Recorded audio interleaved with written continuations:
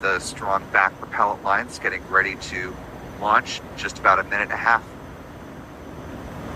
I want to thank Coy Little for a $5 super chat. Says you can also watch it in person. Always great to see a launch with your own eyes. Ground gas closeouts. Now just over a minute to liftoff. T-minus 1 minute, 10 seconds and counting. You see all the stars. Got a few more super chats that have come in, and I promise I will come back and give you your kudos. Really appreciate the support, but want to keep our focus now in the last minute on liftoff here. So we're now T-minus 50 seconds. Falcon 9 is in startup. Hear that call out? The onboard computers have control of the countdown. You hear the go for launch momentarily. You guys gonna see SpaceX live. launch director, go for launch. Go for lunch. And you hear the call out, go for launch. Now T-minus 30 seconds and counting. SpaceX in a good position to send up its first of potentially 3 launches this weekend. Got the big one coming up tomorrow morning. That being Starship second integrated test flight. But first, Falcon 9 in 10, 9, 8, 7, 6, 5. All right, guys. There 4, you go. 3, 2, 1. Ignition. And liftoff. Liftoff of the Falcon 9 rocket on the Starlink 6-28 mission. With a very low cloud shelf, the Falcon 9 is up and away very quickly, obscured by some low-hanging clouds and some fog that's been kicking around the Space Coast for quite some time. So we're going to flip over to the onboard views here from SpaceX. Now 30 seconds into flight.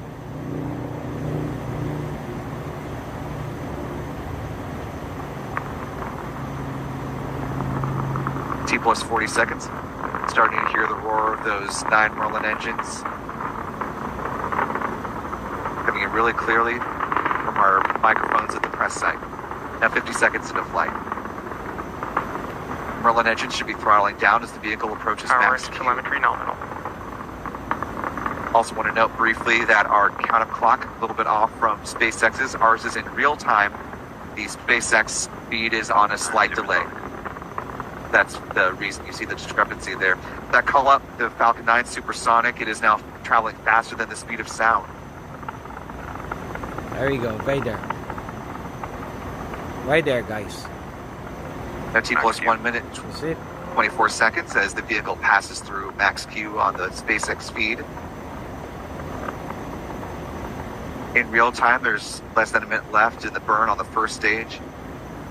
Merlin engines producing 1.7 Right million there. pounds of thrust. Impact chill has started. Falcon 9 approaching about 3,000 kilometers per second per hour. That MVAC chill down call is underway on the second stage to thermally condition that single Merlin vacuum engine for ignition.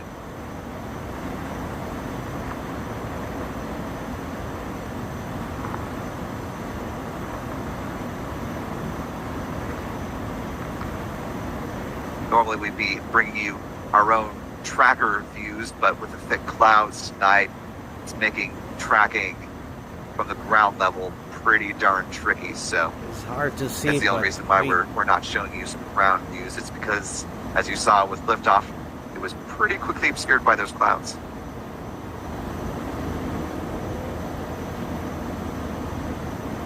Approaching main engine cutoff and stage Main engine separation. cutoff. Stage separation. And there you Impact see ignition. the first stage falling away, the Merlin vacuum engine igniting. It'll be followed up by payload fairing separation momentarily. And T plus 3 minutes to flight in real time. Coming up on the 3-minute mark on the SpaceX feed as you see the hypersonic grid fins extending from the first stage as booster 1069 is preparing to make its way back down to the drone ship. Just read the instructions. Stationed now and waiting in the Atlantic Ocean. Fairing separation. You see the payload fairings now falling away. The 23 Starlink satellites now exposed to the vacuum of space for the first time. About 3.5 minutes into flight.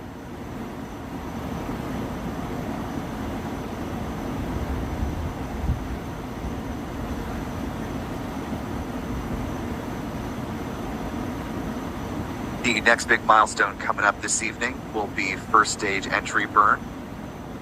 That burn will start at T plus 6 minutes, 10 seconds. Right now, as we're seeing those views from the SpaceX feed, the time you want to pay attention to see that event happening. Both stages are following normal trajectories. Is the number at the bottom of your screen. Our count up clock on the top right hand corner, that is real time in the mission profile. T plus 4 minutes, 20 seconds and counting.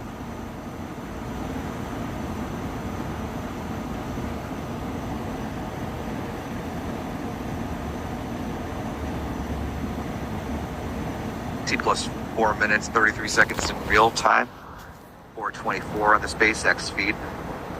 If you weren't with us before, I just want to show you that photo again of what the fairing recovery looks like. They come down under parachutes and then they're scooped up from the ocean by one of the recovery vessels.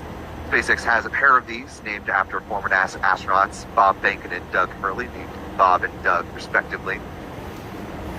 This was a photo taken. It's the very nice sunset there as one of the fairing halves, the one I believe that's being scooped up out of the water actively in this photo, was flying for its 13th mission. T plus 5 minutes, 22 seconds in real time, 5:12 in the SpaceX feed. Less than a minute away from the start of the entry burn. That burn will last 23 seconds. I'll be setting up the booster for the landing burn to begin at T plus 8 minutes and 4 seconds. That burn.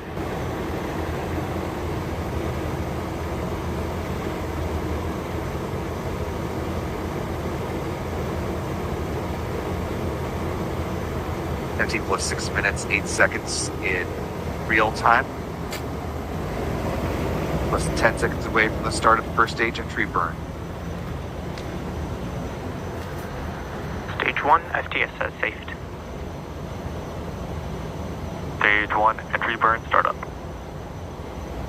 There you see that entry burn beginning, that call out that the FTS is saved. That is the flight termination system, the detonation device in the event that SpaceX had a off-nominal event in which it needed to detonate the rocket. Stage That is what 2, FTS has saved. the FTS Stage 1, entry burn shut down. There you see the end of the entry burn as the Merlin vacuum engine continues its burn. Now coming up on 7 minutes to flight real time, about 10 seconds behind on the SpaceX feed.